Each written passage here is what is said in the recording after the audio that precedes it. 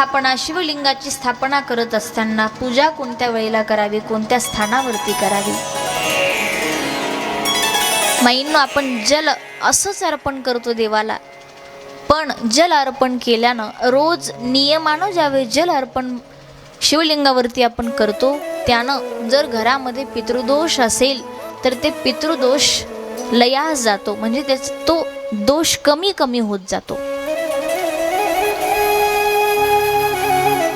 पंचामृताचे वेगवेगळे फायदे, वेगवेगळे आपण पंचामृत तयार करत असताना त्यामध्ये दही, दूध, तूप, पिठी साखर आणि मध घेत असतो. याला आपण पंचामृत म्हणतो. भलेही आपण त्या एक एक गोष्टी एकत्रित करत असतो, पण त्याचा प्रत्येक गोष्टीचा एक वेगवेगळा परिणाम आहे. जल अभिषेक म्हणजे जलाचा तुम्ही अभिषेक करा, पाणी महादेवावरती वाहा. त्यानं काल सर्पदोष असेल, पितृदोष असेल, ही दोष जर आपल्याला लागलेली असतील तर अनेक हे दोष कमी कमी होत जातात. कशानं? जलाभिषेकानं, पाणी वाहण्यानं भोलेनाथांच्या शिवलिंगावरती. पंचामृत ज्या वेळेला आपण तयार करत असतो, माईंनो, अनेक जीवनामध्ये अडचणी असतात, अनेक गोष्टी असतात, पण सगळ्या गोष्टींवरती उपाय म्हणजे एक भोलेनाथ आहेत. भगवान शिवजींची उपासना आहे. आता जी आपण कथा ऐकली नारदांची, नारदजींना दोष लागलेला होता, आराध्यांना चुकीचं वाईट बोलण्याचा, एक शाप देण्याचा. बोलून गेले नारद महाराज, पण नंतर कळलं की आपल्याकडून हे चुकलेलं आहे. कधी मुखातून देवाची निंदा झाली, चुकून भक्ताची, संताची निंदा झाली, कधीच करू नये. जे ते ज्याच्या त्याच्या जागेवरती आहेत त्याचे ते बरोबर आहे. संतांची निंदा मुखातून कधी करू नये, महात्म्यांची निंदा कधीच करू नये, देवाची निंदा कधीच करू नये, माणसाची तर करूच नये. निंदा या गोष्टीला जीवनामध्ये माणसानं स्थान देऊ नये, कारण ती गोष्ट चांगली नाही. चुकून जर झाली देवाची निंदा, संताची निंदा, भक्ताची निंदा, नामाची निंदा, तर हे पाप धुवून जातं. कशानं? शिव उपासनेनं, शिवजींच्या पूजनानं. सगळ्या गोष्टींवरती अनेक जीवनातल्या अडचणी आहेत, अनेक गोष्टी समोर आहेत, त्या सर्व गोष्टींवरती उपाय म्हणजे भगवान भोलेनाथांची पूजा आहे. भोलेनाथ भगवान की जय. अनेक प्रश्न असतात, संतती संदर्भात असतात, परिवाराबद्दल असतात, आरोग्याबद्दल असतात, ऐश्वर्याबद्दल असतात, मुलांबद्दल असतात, अनेक गोष्टी आपल्या पुढे असतात. मग अशासाठी उपाय शिवपुराण आपल्याला सांगतं. प्रदोषाचं तुम्ही व्रत करता, तुम्ही ध्यान उपासना उपासना कशाचं? उपवास तुम्ही करता, है का नाही? उपवास करता तुम्ही.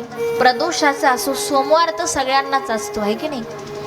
सोमवार तुम्ही धरता, पण सोमवार सोडायच्या अगोदर शिवजींची पूजा करून सोडत जा. पूजेचा पत्ताच नाही, आणि हा उपवास चालू आहेत, तसं नको. आता ज्यांनी हे त्यांच्या जीवनात चुकून झालेलं आहे त्यांना हसू येत असेल, हाय का नाही? हे भले उपवास धरायचे. काल जसं मी वेगवेगळे उपवास सांगितले, तसं मी तर म्हणते, काल जसं म्हणले आठवडा काही काही महिला धरत्याल काही दिवसानं, का तर म्हणे असं असं ह्या बाबानं सांगितलं वेगळाच, त्या बाबानं वेगळं सांगितला, हिथं वेगळंच ऐकलं, तिथं वेगळंच ऐकलं. हे एवढ्या मोठ्या सगळ्या गोष्टी डोक्यात ठेवेपर्यंत एकच करायचं. कालच सांगितलं मी, एक तत्व नाम दृढ धरी मना, हरिसी करुणा येईल तुझे. उपवास करू नये असं नाही. उप म्हणजे जवळ, वास म्हणजे राहणे, देवाच्या जवळ राहणे, त्याचं नाव आहे उपवास. पण उपवासासोबत उपासना सुद्धा असणं गरजेचं आहे. नाही तर दिवसभर उपवास आहे आणि तोंडानं नुसतं भांडण चाललंय, उपयोग आहे का काही? नाही हो बाई. म्हणे मी 16 सोमवार केले, एवढे मोठं व्रत केलं आम्ही, पण तोंडाला कधीच बसल्या नाहीत आसनावर, माळ घेऊन बसल्या नाहीत, भजन केलं नाही, थोड्या वेळ जरा उपासना केली नाही. उपवास असेल त्या दिवशी उपासना म्हणजे भजनही तेवढंच गरजेचं आहे. नाही तर उपाशी राहिले ग बाई ना, आता देवाला माझी दयाच येई ना ग बाई, असं नका करत जाऊ. उपवासासोबत भजन सुद्धा करत जा. भोलेनाथ भगवान की जय हो. तर प्रदोष असेल किंवा अन्य कुठलाही तुमचं सोमवाराचं व्रत असेल किंवा शिवरात्रीचं व्रत असेल, ते व्रत सोडण्या अगोदर ज्यावेळेस तुम्ही शिवलिंगाचं पूजन करता त्यावेळेस तुम्ही पंचामृत तयार करत असता. पंचामृताचा वेगवेगळा फायदा सांगितलेला आहे शिवपुराणाने. दूध आपण घेत असतो, ज्यांच्याकडं संतान म्हणजे मुलाबाळाविषयी ज्यांची तक्रार आहे, दुधाचा अभिषेक आपण केला भगवान शिवलिंगावरती भगवंताच्या, तर संतानाविषयीचे सगळे काही आपल्या अडचणी असतील, दोष असतील किंवा जे काही असेल त्यातून तुम्ही मुक्त होता. किंवा पुत्र प्राप्ती व्हावी याकरता सुद्धा दुधाचा अभिषेक तुम्ही शिवलिंगावरती करू शकता. दुधानंतर दही असतं. घरामध्ये प्रेम नाहीये, परिवारात प्रेम टिकून राहत नाही, असं काहींची तक्रार असतेच. आता आम्ही पाठीमागे एका घरी होतो पारशिवनीला, तिथली आजी होती. ती आजी म्हणते, ताई माझ्या घरात सगळं आहे, काही नाहीये असं काही, सगळं भरपूर आहे, धन आहे, संपत्ती आहे, मला मुलं बाळ सुद्धा आहेत, पण ताई सगळ्यात जास्त एका गोष्टीचं वाईट वाटतं, आमच्या घरात प्रेमच नाही,